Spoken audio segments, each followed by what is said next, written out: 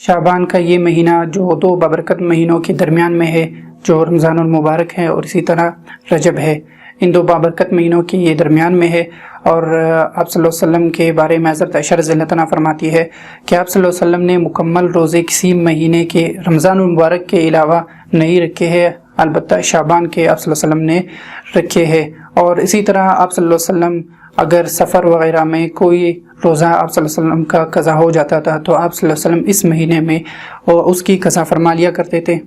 اور اسی طرح اس مہینے میں 15 شعبان یعنی شب برأت یہ فضیلت والی رات بھی موجود ہے۔ میں اس سے متعلق یہ عرض کروں گا کہ اس رات کی عبادت اور اسی طرح اس سے جو اگلا دن ہے اس میں روزہ رکھنا،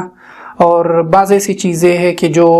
ان کی حیثیت نہیں یا وہ ثابت نہیں ہے، جیسے کہ روحوں کا آنا، اور اسی طرح بعض لوگ اس دن کے ساتھ حلوے بنانے کو کوئی خصوصیت دیتے ہیں، اور اسی طرح جمکھٹے میں قبرستان جانا، ان سے متعلق میں کچھ عرض کروں گا۔ تو سب سے پہلے اس رات کی عبادت سے متعلق حدیث میں وارد ہوئی ہے، متعدد احادیث ہے، اگرچہ ان کے اسناد میں ضعف ہے، لیکن مجموعی لحاظ سے اگر دیکھا جائے تو اس کی فضیلت ثابت ہوتی ہے۔ اور اگرچہ بعض لوگوں نے اس میں اختلاف کیا ہے کہ اس کی کوئی فضیلت نہیں، یعنی خصوصی کوئی اس کی فضیلت نہیں، عام دنوں کی طرح ہے، لیکن یہ میرے خیال سے مناسب نہیں ہوگا، بلکہ ان متعدد احادیث میں جب اس کی فضیلت آئی ہے تو اس کی فضیلت وہ ثابت ہے۔ اور اسی طرح اس میں کثرت دعا کیا جائے کہ اس رات میں خصوصی طور سے دعائیں قبول ہوتی ہے، اور اللہ جل شانہ آسمان دنیا پر نزول فرماتے ہیں،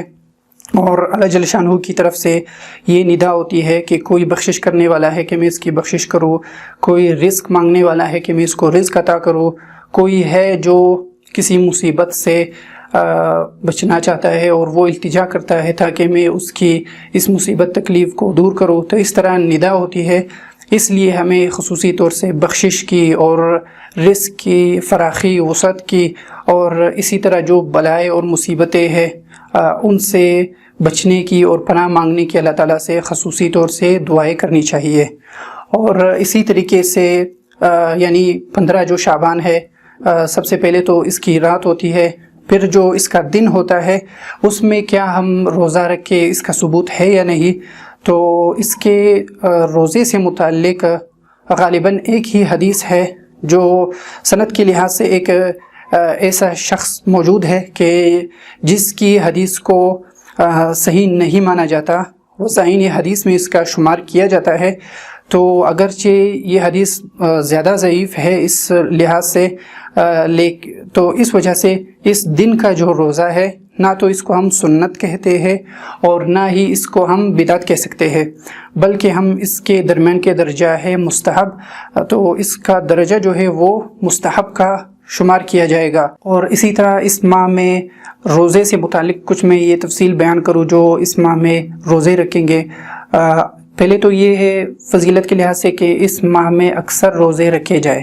اس ماہ کے اکثر دنوں کے روزے رکھے جائیں، یہ سنت ہے، آپ صلی اللہ علیہ وسلم کی حدیث سے ثابت ہے۔ اور جو اکثر نہیں رکھ سکتا تو وہ 15 جو پہلے اس شعبان مہینے کے 15 پہلے کے جو روزے ہیں وہ یعنی نصف اول جسے کہا جاتا ہے، تو اس کے روزے رکھے۔ اور اگر وہ یہ نہیں کر سکتا تو اس کے ایام 20 کے جو سنت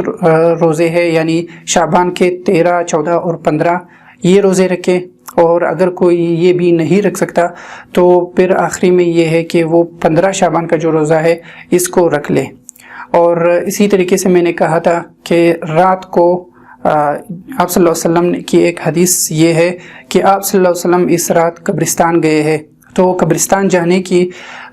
جہاں تک اس حدیث سے جو کچھ ثابت ہے ہم اگر اس کو سمجھیں گے تو ہمیں اس مسئلے کی سمجھ آ جائے گی۔ پہلے تو یہ کہ آپ صلی اللہ علیہ وسلم قبرستان گئے ہیں یہ ایک آدھ دفعہ ہی ثابت ہے آپ صلی اللہ علیہ وسلم سے، اور آپ صلی اللہ علیہ وسلم قبرستان جب گئے بھی ہیں تو وہ ایسے خفیتاً گئے ہیں کہ آپ صلی اللہ علیہ وسلم کی زوجہ مطہرہ حضرت عائشہ رضی اللہ عنہا ان کو بھی پتہ نہیں چلا ہے، نہ ہی آپ صلی اللہ علیہ وسلم نے اس کی ترغیب دی ہے قبرستان جانے کی، صلی اللہ علیہ وسلم نے نہ ہی صحابہ کرام کو اپنے ساتھ لے گیا ہے۔ جو چیز جتنی ثابت ہے ہمیں اتنا ہی اس پر عمل کرنا چاہیے۔ تو قبرستان اگر کوئی چلا بھی جاتا ہے تو جمکٹے کی شکل میں نہیں جانا چاہیے۔ اس حدیث کو جو میں نے آپ کو بتایا، جو چیزیں اس سے ثابت ہوئی، اس کی صحیح شکل میں نے آپ کے سامنے جو پیش کی، تو اس سے ہم نے تجاوز نہیں کرنی ہے۔ اور اسی طرح اس رات کو خصوصی طور سے عبادتیں کرنا یہ بھی ثابت نہیں ہے۔ جماعت کرنا یا مخصوص کوئی عدد متعین کر کے عبادت کرنا ایسا نہیں ہے، بلکہ کوئی شخص اگر عبادت کرنا چاہتا ہے تو وہ اپنے گھر میں اکیلے عبادت کر لیا کرے۔ اور اسی طرح یہ عقیدہ بھی ٹھیک نہیں ہے کہ روحیں آتی ہے، اور اسی طرح حلوے پکانا اس کا شعبان کے ساتھ کوئی تعلق نہیں ہے۔ مباح جیسے پہلے تھا اب بھی یہ اسی طرح ہی مباح ہے۔ اور اسی طرح قول جو ایک پیش کیا گیا ہے وہ یہی ہے کہ شب برات جو ہے اس میں ابتدا ہوتی ہے نامہ اعمال کی، اور نزول جو ہوتا ہے وہ لیلۃ القدر کی رات میں۔ لیلۃ القدر اور شب برات ان دونوں راتوں میں بہت بڑا فرق ہے۔ ایک تو یہ کہ اس رات کی عبادت جو ہے لازمی نہیں ہے، اور لیلۃ القدر جو ہے جو رمضان المبارک کے آخری عشرے میں طاق راتوں میں عبادت کی جاتی ہے، وہ ایک تو متواتر اور اسی طرح قرآن پاک سے ثبوت ہے اس کا، اور اس میں یعنی لیلۃ القدر کی رات میں عبادت کرنے کی تاکید ہے، نہ کرنے والا جو ہے گناہ گار ہوتا ہے، لیکن اس رات کی عبادت کی اس طرح کوئی تاکید نہیں موجود۔ اور رہی یہ بات کہ شعبان کے نصف آخر میں یعنی 15 جو شروع کے روزے ہیں، اس کے علاوہ کے جو روزے ہیں، ایک حدیث میں یہ ہے کہ نصف آخر یعنی آخر 15 روزے وہ نہ رکھے، تو اس حدیث کا مطلب یہ نہیں ہے کہ جو رکھے گا تو وہ گناہ گار ہوگا۔ اس حدیث میں جو ہے اصل میں حکمت بیان کی گئی ہے